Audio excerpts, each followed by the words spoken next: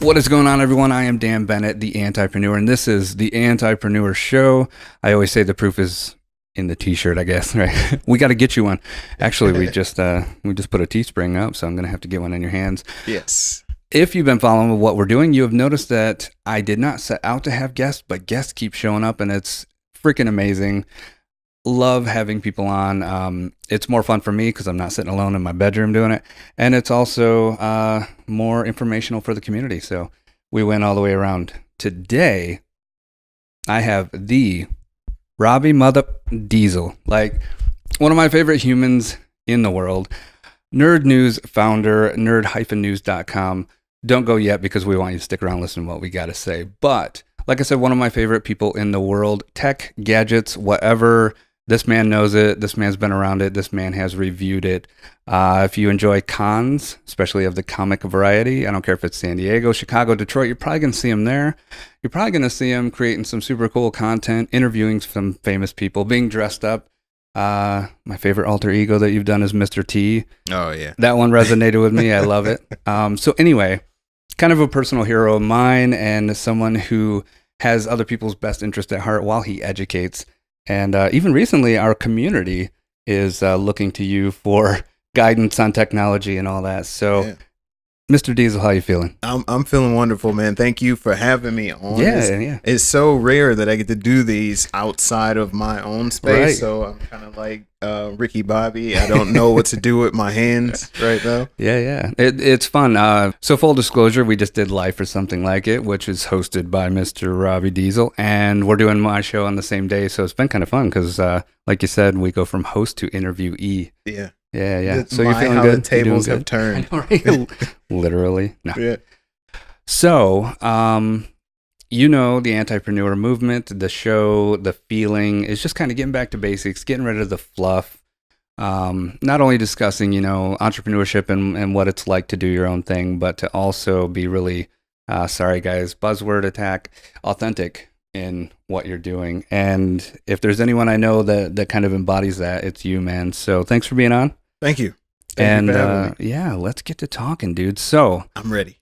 The Antipreneur is a little bit of a newer thing as far as it being public and people checking it out. Kind of what was your first impression when I kind of unveiled what we're up to you?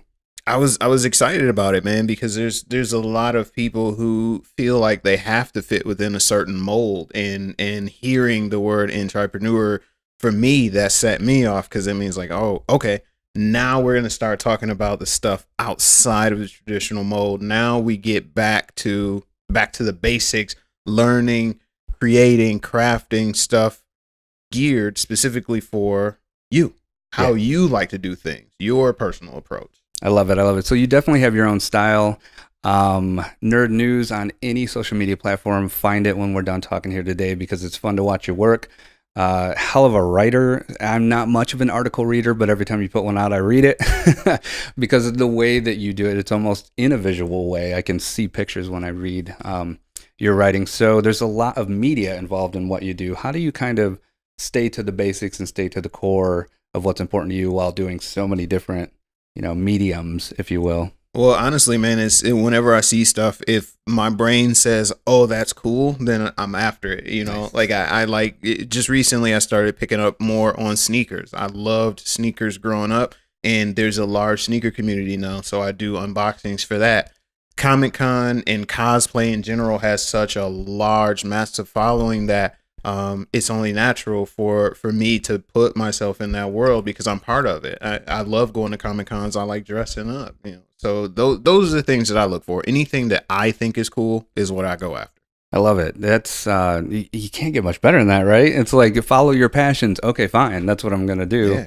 I'm going to go after everything I think is cool. And what is really cool about it is I think I'm old enough to say this. Growing up, nerds weren't cool. No. Being called a nerd was an insult and all that kind of stuff. And we've obviously seen a surge in what people are passionate about becoming cool.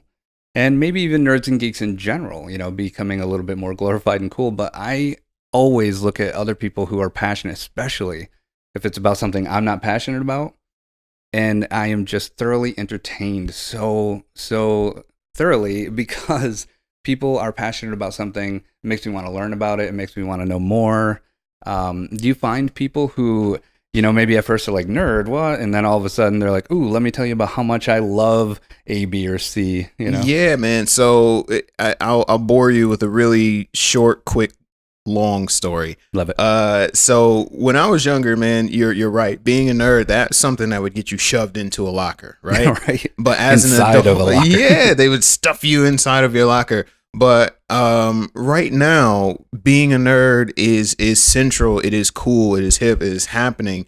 And it was one of those things to where, again, just finding those passions, the things that I was most passionate about, that's what worked for me, and now I get to interact and engage with people who are like-minded, like myself, people who like cosplay, people who like sneakers, people who like video games, people who like pro wrestling. So that's it in a nutshell. That's super cool. And it's been cool too to see how you've kind of, I'll just say it, leveraged cons in what you do, because if there's ever been a culmination of so many different kinds of things, it's a con, because now you're seeing real life actors in real life television shows that maybe didn't come from a comic sitting on a panel, and everyone's super into it because it has a life kind of like a comic, something you follow, something you tune into. And almost anything now can kind of take on that comic book type life, even if it's not a series of books. So you must have a blast just going and discovering what everyone's up to at these cons. Do you ever run across something where you're like, wow, I didn't expect to see that here? Yeah, man. There's been a couple of times, and it's not necessarily I didn't expect to see that thing, sort of thing. It's more of I didn't expect to see them here. Like, no joke, at San Diego Comic-Con, I was coming around the corner and like legit ran into Rick Fox. It was like basketball player, yeah. Rick Fox, and he's just in there buying comics and stuff like that. Hanging out. Yeah, and that's the sort of thing that really pulls me into that, we'll call it a culture, yeah, right? Yeah. Is that no matter who you are, no matter where you are, everybody is a nerd or something, be it comics, be it stand-up comedy, be it pro wrestling, whatever. You have your thing, you have your niche, and that is what Nerd News provides. We help you find that thing that you're into. Yeah, man, you just articulated what I spent the first 90 seconds trying to say, which was nerddom can be for anything. Yeah. And I've always been a nerd and not known it. Not that I'm cool, but I've always been passionate about very niche things. But being a pre-internet, teen, there wasn't always a community to plug into. So you are offering something that is so cool. And you know what my favorite part about being a nerd, being cool nowadays is that where you might have showed up with a costume on at some point in time, even around Halloween or whatever, and been made fun of, now people are like, stop, I want a picture with you. Yes. You've done such a great job at representing something that you're a fan of. Even if it's something you're not a fan of, but you're witnessing, it's like, oh, that costume's great. Let's talk. And I think that's cool because it is a platform for people to kind of show off what they're super into. Yeah, man. Going back to the Mr. T thing for a second, when I broke that out, it was getting stopped so much. Oh my God, that's awesome. But the crazy thing is, people started to tell me stories about their interactions with Mr. T as if I were him. Yeah. I'm like, that one time when I saw you and you talked to me about taking my vitamins. That's super cool, but I'm just Rob, man. Yeah. I'm not actually Mr. T. But yeah, people get passionate about those sort of things because that is, Comic-Con, I always say, is a place that you can let your hair down. You can be whoever or whatever you want to be. So you don't have to worry about being judged. You don't have to worry about, any repercussions for liking a certain thing. It is a place where you can go and you can exercise your wildest fandoms, and you're going to run into 20 or 30 or 40 or 50 people who are just like you, who like the same stuff. Yeah. It wasn't that long ago that you would feel like you're in a silo, and now you can go somewhere and you're going to bump into someone. It's the last time I mentioned, and I'll let it go after this, but your Mr. T is my absolute favorite because it's like B.A. Baracus to a T, no pun intended. I might throw up a clip so people can see how good they look. Put it up there, man. But yeah, it's cool that you found a way to not only take something that you're very versed in, technology and gadgets and what's going on in the world and what's coming up, but really implement a passion at the same time. I'm sure there's a lot of listeners and viewers who are trying to figure out how to do that themselves. How do I take something I'm good at or love and, make it at least part of my living, Is it difficult? Yeah, everything is though, Yeah. right? Like I think the most difficult part is just starting. I never, if you would have asked me 6 years ago, if I would think that I would have gone to San Diego Comic-Con twice and then be looking at going another, 2 times this year and next year, I would have laughed in your face. Yeah. Right. But Yeah. it's all about actually starting and trying. I mean, it's off camera, but there's a set of weeping angel wings to my left here that, my wife spent hours working on. And no, it wasn't easy to make. But as you do it and again, the community aspect, you jump in, there's going to be people to help. There's going to be video tutorials there to help. So if I can offer any advice, anything is going to be difficult. But the hardest thing, I think, is actually not doing it. Yeah. Let that sink in. Let that sink in. Yeah. So a little segue while we're talking about the entrepreneurial side of things. Mm-hmm. We're talking about the fun, the passion. If you can find something that lights you up, that's a bonus, man. But talk about, and like you're running a website. Yes. You're handling a large amount of traffic. Yeah. You are handling the responsibility of if I come out and I write an article or I make a video on this tech, I better be right. Got it. I can't misinform people. So can you talk a little bit, not to be too much of a downer from the fun, but talk a little bit about the logistics and the responsibility of running a business that is, giving people information that's really important? Yeah, it's I don't like to say difficult, and most of the time I try not to say hard. It is something that requires a lot of time and effort and patience. Specifically, doing a podcast and a website and trying to do YouTube and then making little side appearances.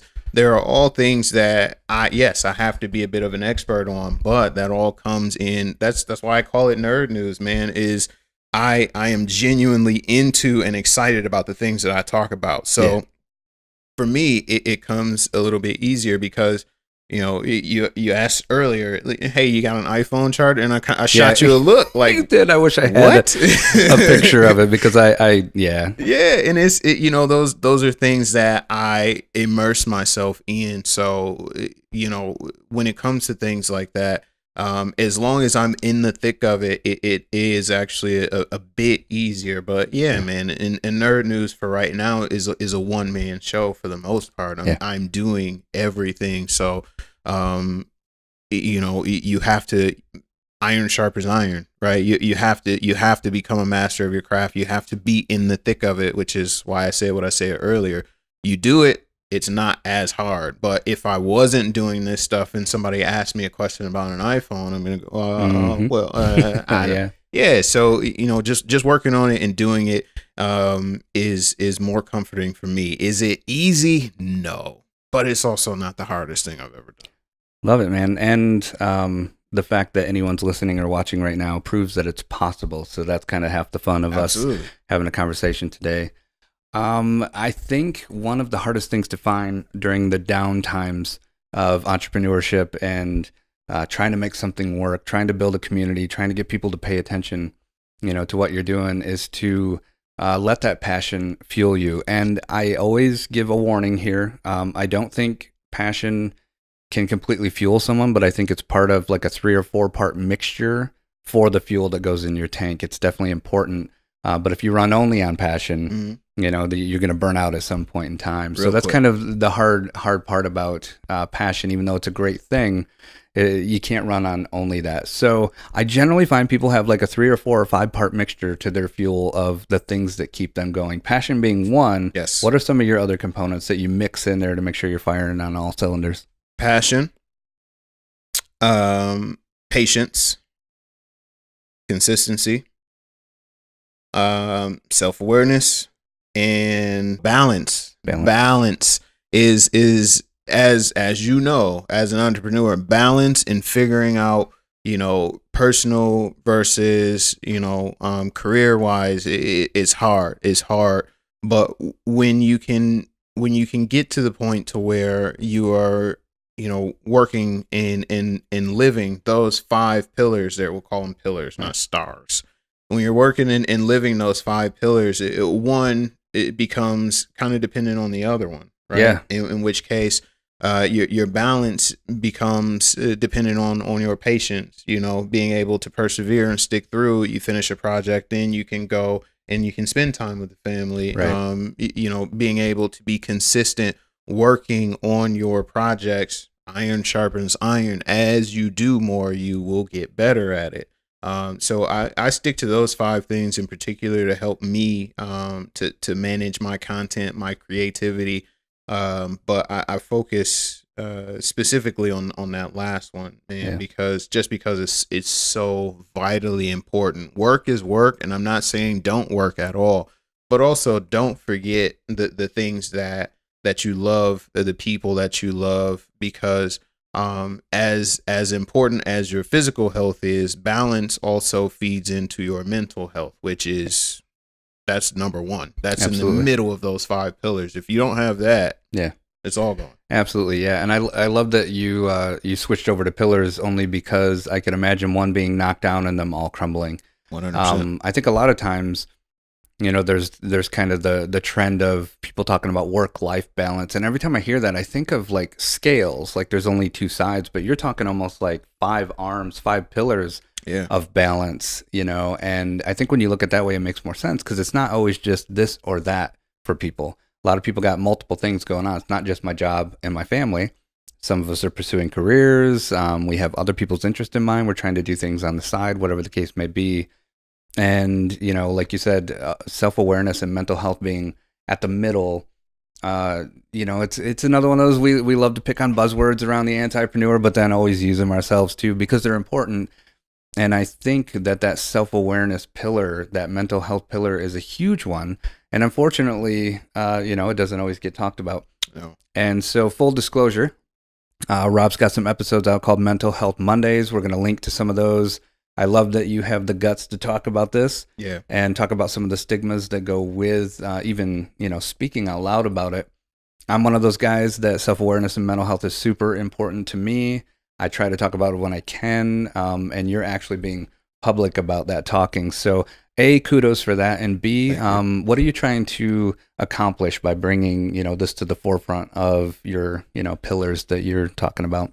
Well, it's the biggest thing with Mental Health Monday is to let people know that you aren't alone. You feel how you feel for a reason, and you have those feelings for a reason. But Mental Health Monday is one of those tools designed to kind of help pull you out of the muck, to pull you out of the funk, to have you remember it's okay to take a second to stop and smell the roses. A cliche. I know I'm a cliche guy.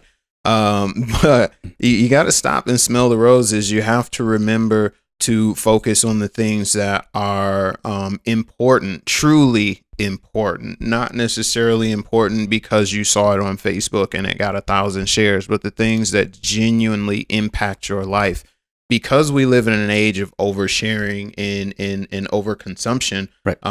We have so many things that we care about, but not everything is there for you to care about, if that makes sense at all. It does to me. So speaking to your main point of this, getting back to basics, get back to the things that really make us happy. That's what Mental Health Mondays is all about, getting back to yourself, to the essence of things. Unplug for a little bit. You're watching this on Facebook or Twitter or something like that. After you finish this, I love it. Unplug. Like legit, go outside, look at the sun, not through the lens of your phone, but with your eyes. Talk to your mom, give her a call, go have breakfast or lunch or dinner with her, or whatever. Like, get back to the basics, because those are the things that, it really provide that balance around those 5 pillars. You have to exercise the strongest muscle in order to be effective and efficient in everyday life. Absolutely, yeah. And oftentimes when I think about the word balance, for some reason, I don't know why, I don't think about adding to. to get balance, I think about taking away. Oftentimes we just need to kind of, like you're saying, just, wash off the dirt off the car and get back to, kind of scratch, if you will. Yeah. And I think that's super important. Oftentimes too, I think that self-awareness comes across to people sometimes as this thing you have to do. And I like that in some of the Mental Health Mondays that I've watched, you do say things like, well, like meditation or taking time or whatever is a thing you can do. But then you also talk about just looking at yourself, being mindful. To me, at least personally, that's something more of like not doing, but stopping doing, if that makes sense. Like just quit doing a bunch of stuff and kind of be there for a minute. So that mindfulness, can you hit on that a little bit? Yeah, man, it's more or less, what I was saying earlier, being present, being aware. I can't tell you how many times I go to a Comic-Con and I have to remind myself, to stop experiencing Comic-Cons through the lens of my phone, and people, that's why comedians have you lock up your phones now so that you can not only not share their stuff online, but so that you can experience that. And concerts are the same way. You go to a concert and you see people, they're not actually watching the performer perform. They're recording. They're looking for a little bit that'll get them likes on Instagram or shares on Facebook. Everybody's trying to go viral now. Yeah. And mindfulness to me is just being in the moment, living in the moment, being able to walk outside again and notice, like, my God, the air is really, really crisp today. Yeah. I love how the wind feels on my skin. I like to listen to the birds. Those things are all important, man, because I feel like we are all starting to lose pieces of ourselves through, social media. We're all creating digital versions of us while the real life versions of us are slumping and becoming more and more sad and depressed and mopey. Yeah, man. Yeah, it kind of makes me feel good that even though we're creating content, at least we're talking about not only the education that might come through the content, but shutting your phone off after and heading outside for a minute. I don't know if you saw this. I don't even remember where I saw it, but someone put out that iconic photograph of Michael Jordan dunking from the free throw line. Mm-hmm. And what they did was post, not only is this an amazing photo, but look in the background. And in the background was just a bunch of people like, yes, and no phones, right? Yeah. Now, not only was that a time where smartphones weren't in everyone's hand, but it's also a time where people wanted to experience something. They wanted to be there. And those lucky people, I mean, if you find that photo, I'll put it up. Yeah.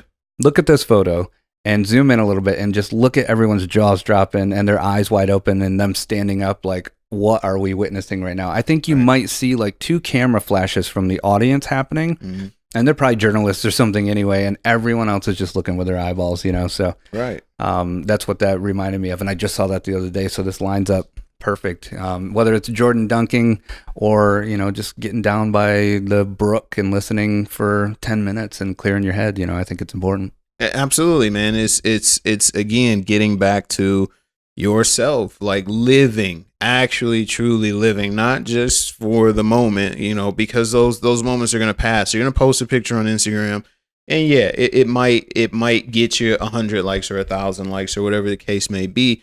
But they stop eventually. Whereas if you can say, yo, I was there the night when Kobe dropped 81 points and I watched it and I saw it, that's up here for forever, right? Yeah. You might have captured the moment, with your smartphone camera, but do you remember what everybody else was doing at that time? Like, you remember the chatter in the audience, or was it just that you were focused on making sure the picture was in frame and all that? So that's all it is, man. Yeah. Just being there, being present, getting back to yourself.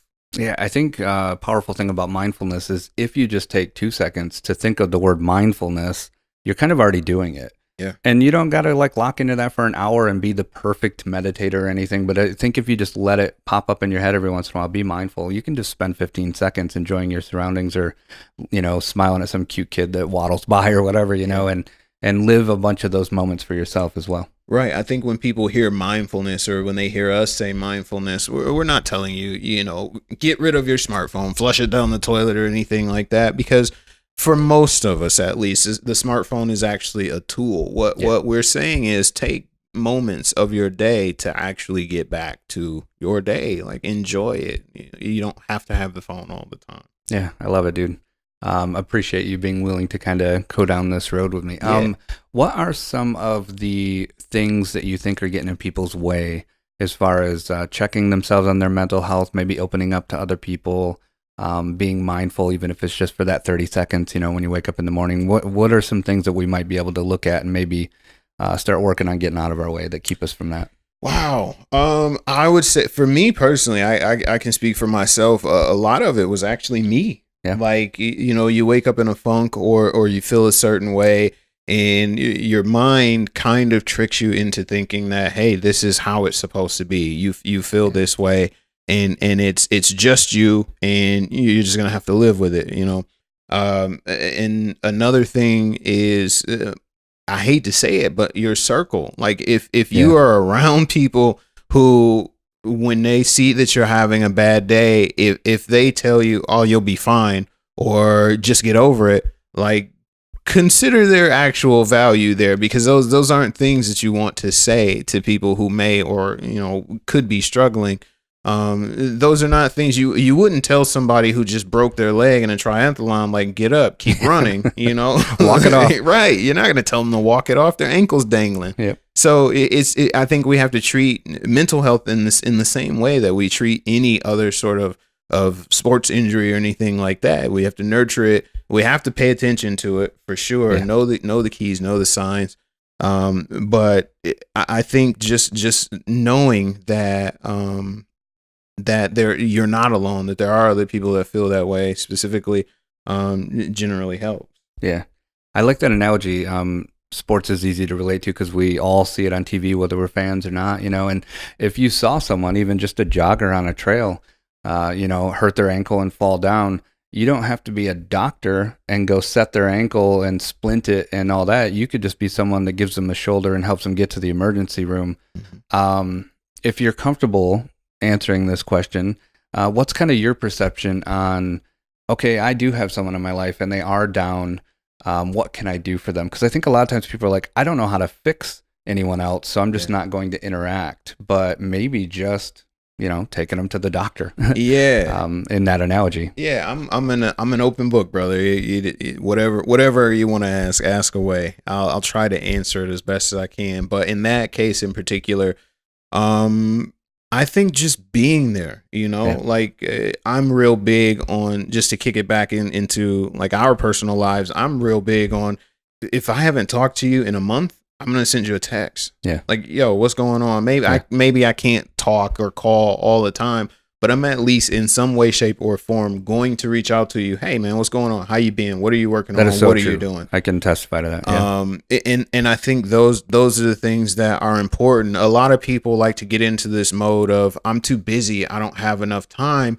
But when you get those few fleeting moments in your day, you're kind of just like scrolling through Facebook or Instagram for 20 or 30 minutes, which that time frame in particular, it takes 5 seconds to send a text, just to check on somebody. So those are the things that I think, again, getting back to the essence, check on your friends, call them, text them.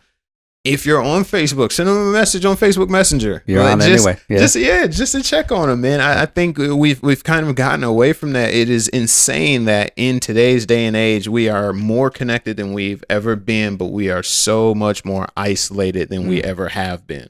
That's powerful, man. And it's so stinking true.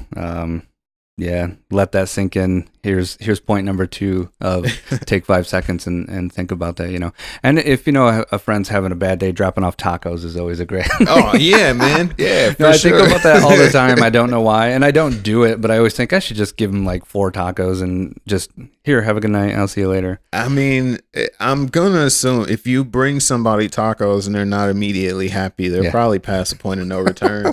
Or maybe you shouldn't be friends with them anyway. Yeah. I don't know. Yeah. That's funny, man. Oh, I hope someone brings me tacos next time. I'm kind of bummed out a little bit. Yeah.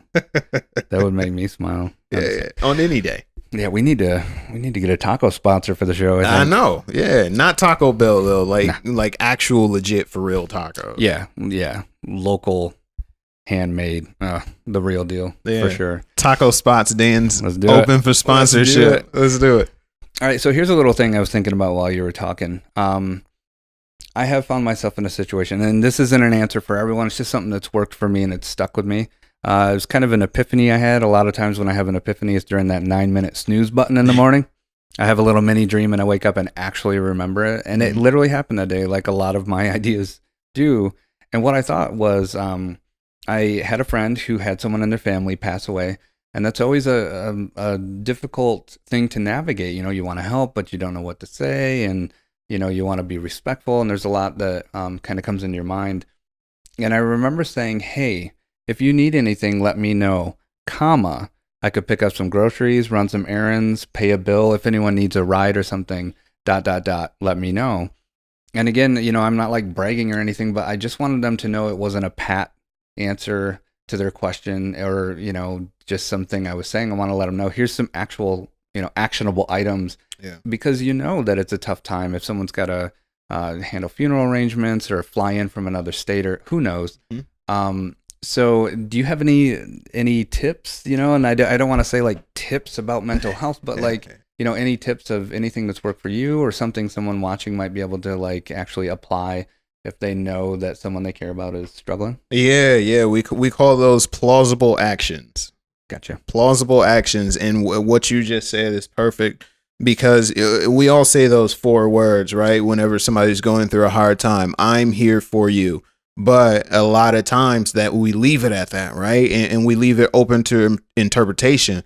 But a lot of times those people that are going through things don't necessarily know how or what to ask for. Yeah. So giving specific, plausible things. Hey, man, if you need me to go grab you some groceries or whatnot, I got you. Let me know. Okay, I'm here all the time. And then follow up on it. Ask them, hey, do you need anything? I'm out and about right now. I would love to be able to help you out. Yeah.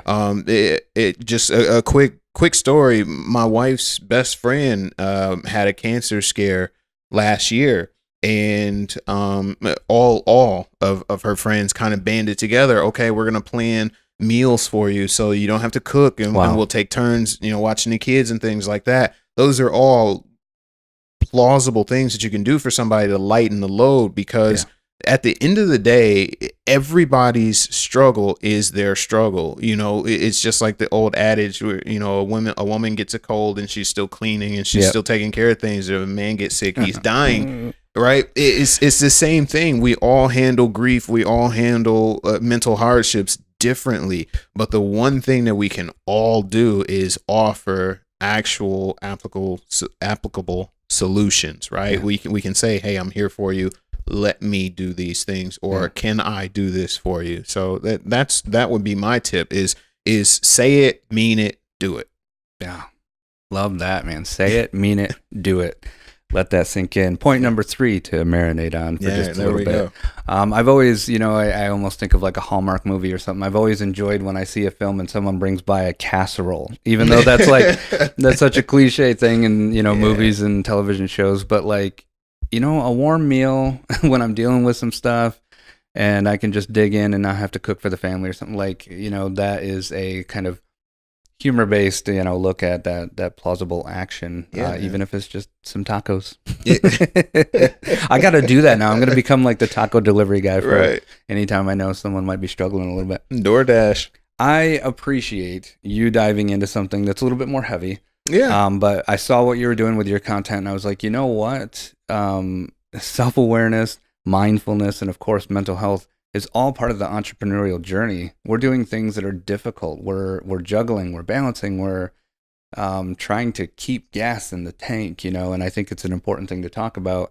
So I appreciate you sharing it, you know, with my audience as well. Absolutely. So I want to bring it back up now. Okay. And do something a little fun here at the end, just so the whole thing's not heavy. Yeah. Let's talk about what you're doing, what you got coming up. You just shared something that we might be collaborating on, possibly coming up. Yeah. Let's that one I'll keep in the back pocket. But I will say this: it is very cool. It is cool. I'm excited, and I got the short elevator pitch. So. Yeah.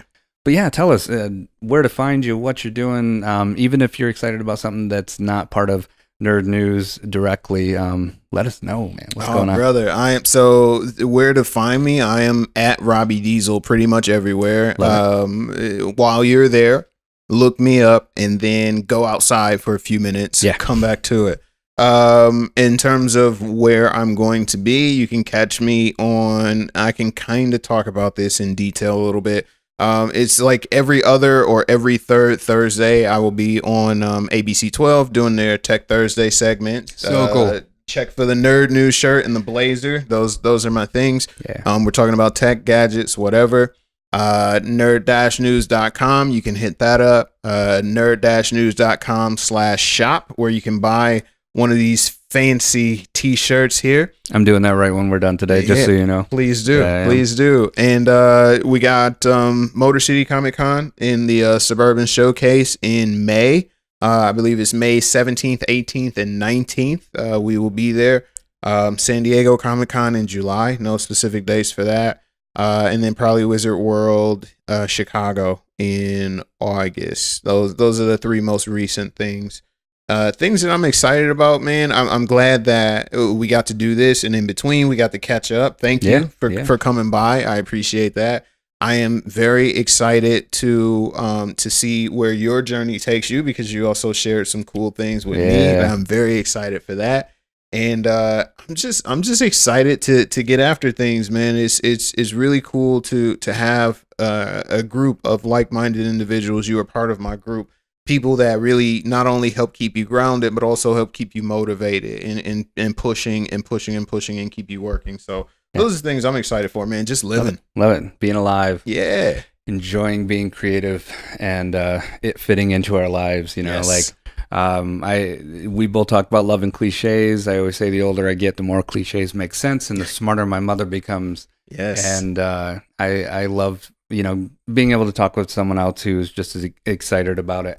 I guess I'm kind of a nerd for living, if you will, because, you know, it falls in that same line of just seeing creative people get traction, man. That's, you know, that is my jam. And I always feel through business, the more people I can help, the closer I'm going to get to my goals. And it's just fun to see, you know, people win. I like when good people win. And, No doubt. you know, thanks for being on the show, dude. I got 2 questions. I always end with this. All right. You don't have to answer if you don't want to. The first one is, I'm going to.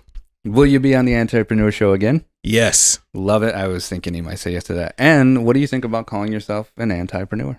I love it. I am very much an entrepreneur. I mean, everything isn't about this, but you don't see a lot of, like, for one, black nerds, right? Yeah. So me being me, and then being able to talk about pro wrestling, and then have a conversation about comics, and then so many other things like that puts me in kind of a rarefied space. So that in itself is entrepreneurship, going against the grain, right? Yes. And that's your movement, going against the grain, going after the things that you like, not necessarily Dan or Rob, but you, whoever's watching. Do the stuff that you like. That is an entrepreneur. Don't follow the mold that was placed ahead of you. That was somebody else's journey. Follow your journey. You heard it here. This has been the Entrepreneur Show. Thanks. See you later.